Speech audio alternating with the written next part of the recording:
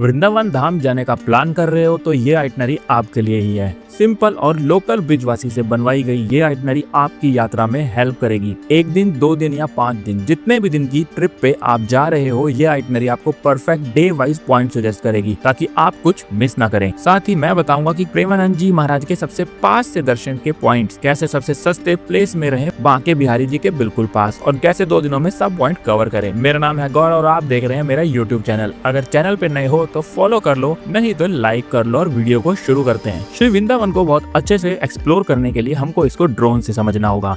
तो सबसे पहले बात करते हैं कहां से स्टार्ट करें। अब आपको अपना होटल लेना है entry gate of Banke Bihari. मैं यहाँ खुद से रुक चुका हूँ तो तभी आपको बता रहा हूँ। होटल का नाम है शुभम मैजेस्टी। 1800 से 2000 में 2 लोगों के लिए, तो पर हेड 1000। बाकी ऑप्शन मैंने डिस्क्रिप्शन में दिए हैं तो आप चेक कर लेना। चलो सीधा चलते हैं आइटनरी पे।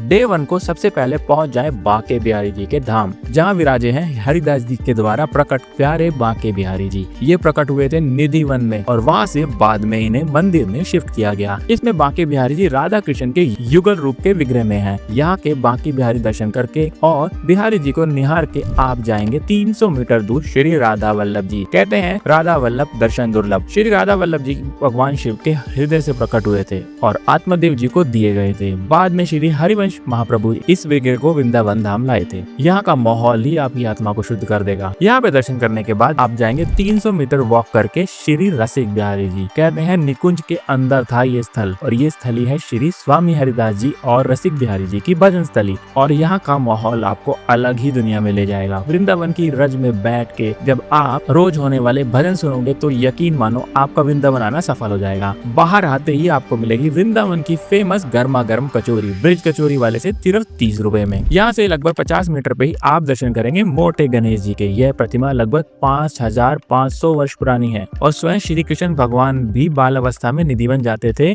मोटे गणेश जी के कंधे पे बैठ के। यहाँ गणेश जी के हाथ अपनी जांघों पे रखे हैं। इसका मतलब है कि वो वृंदावन छोड़ के कहीं नहीं जाना चाहते। सोच के ही आपको ऐसी फीलिंग आएगी कि आप इनको सच में देख रहे हैं। अब कुछ 600 मीटर चल के आप पहुंच जाएंगे प्राचीन मीराबाई टेम्पल। 15 साल यही मीराबाई जी ने तप किया था। कहते हैं अगर आपको भक्ति की ऊंचाइयां महसूस करनी है तो ये मंदिर जरूर जाना चाहिए। यहाँ से 550 मीटर पे है श्री निधिवन यानी रासलीला स्थान, जहाँ सभी लताएं रात को कृष्ण जी के साथ रासलीला करती हैं। ये बांके बिहारी जी का प्रकट स्थान भी है। यहाँ मॉर्निंग में 5:30 बजे मंगला आरती होती है, जहाँ आप दर्शन कर सकते हैं। दोस्तों अगर आप किसी झंझट में नहीं पड़ना चाहते और एक लोकल गाइड के साथ बेस्ट डे और लोकल ब्रिज के खाने की ऑथेंटिक टेस्ट के साथ ट्रिप करना चाहते हो तो हम भी ये ट्रिप ऑर्गेनाइज करते हैं। जस्ट व्हाट्सएप मी ऑन 9029099709 और मैं आपको सब डिटेल दे दूंगा। चलो वीडियो में आगे चलते हैं।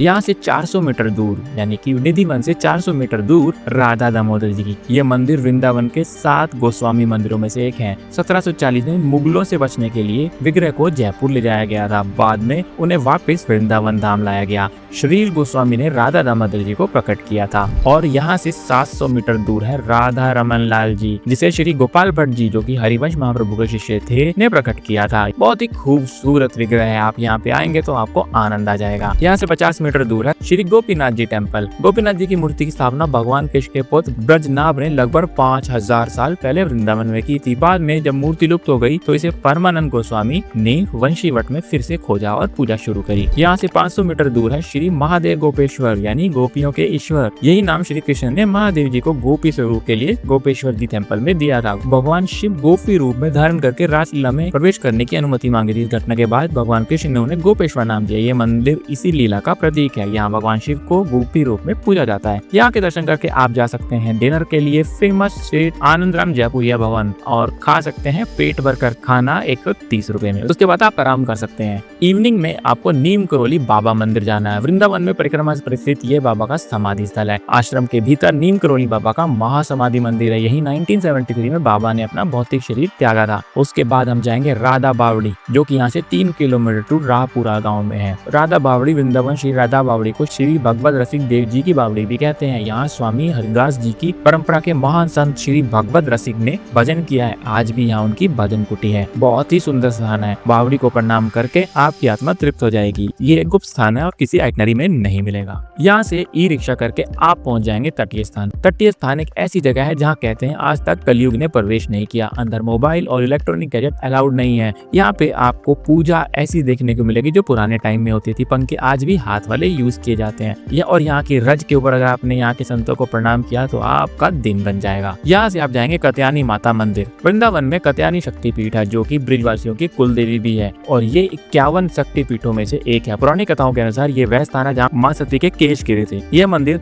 देवी पार्वती को समर्पित है और यहाँ विशेष रूप में नवरात्र के दौरान बहुत भीड़ आती है। उसके बाद हम जाएंगे रंगनाथ मंदिर। द्रविड़ शैली का उत्तरी भारत का ये सबसे बड़ा मंदिर है। इसके अंदर एक सोने का खंबा और यहाँ के पुजारी भी साउथ के हैं और यहाँ पे रंगनाथन जी के रूप में विष्णु जी को विराजा गया है। आप यहाँ पे गाइड के साथ ही जाएं अगर आपको हिस्ट्री पता करनी है तो। यहाँ से आप जाएंगे केसी घाट जो 550 मीटर वॉक करके आप पहुंच जाएंगे। यहाँ पे शाम को देखेंगे जमुना जी की आरती और साथ में ही बोटिंग भी कर सकते हैं। इसके बाद आप होटल जाके आराम कर सकते हैं। ये था आपका डे 1। डे 2 आज की मॉर्निंग में 3:30 बजे पहुंच जाए प्रेमानंद जी महाराज को दर्शन करने। लोकेशन 2 है, एक है प्रेम मंदिर के साथ में, दूसरी है केली कुंज के पास में। दोनों ही बेस्ट लोकेशन है जहाँ आप बिल्कुल पास से प्रेमानंद जी के दर्शन कर सकते हैं। दोनों लोकेशन मैंने डिस्क्रिप्शन में दी है। उसके बाद वहाँ से जाएंगे निधि वन की मंगला आरती देखने। पहली आरती में श्री जी और कृष्ण भगवान के दातुन और कपड़ों का दर्शन किया जाता है। कहते हैं मंदिर में रात को हर रात 7 ताले लगाए जाते हैं और बेड सजाया जाता है। जब सुबह आते हैं तो दातुन यूज और बेड भी यूज किया हुआ मिलता है। ये सब कुछ आपको मंगला आरती में ही देखने को मिलेगा। तो 5:30 बजे पहुंच जाना निधि वन। नेक्स्ट लोकेशन है अटल्ला चुंगी में पागल बाबा जी का मंदिर। इसको इस्कॉन मंदिर या कृष्ण बलराम मंदिर भी कहते हैं। बहुत ही खूबसूरत मंदिर है ये। इसके अंदर है शनि मंदिर, शेरावाली माता और भोलेनाथ के दर्शन भी आप इवनिंग में कर सकते हैं। वृंदावन की परिक्रमा 2.5 घंटे की ये वॉकिंग परिक्रमा है जिसके अंदर आपको 11 से 13 किलोमीटर चलना है। स्टार्ट फ्रॉम राधा टीला मदन टेर जाएंगे जहाँ राधा वल्लभ जी पधारे थे। उसके बाद कालीदेव जहाँ पे कालियानाग का दमन किया था श्री कृष्ण जी ने। 5000 साल पुराना वंशी वट भी देखेंगे जिसके ऊपर अमृत कलश के चींटे पड़े थे।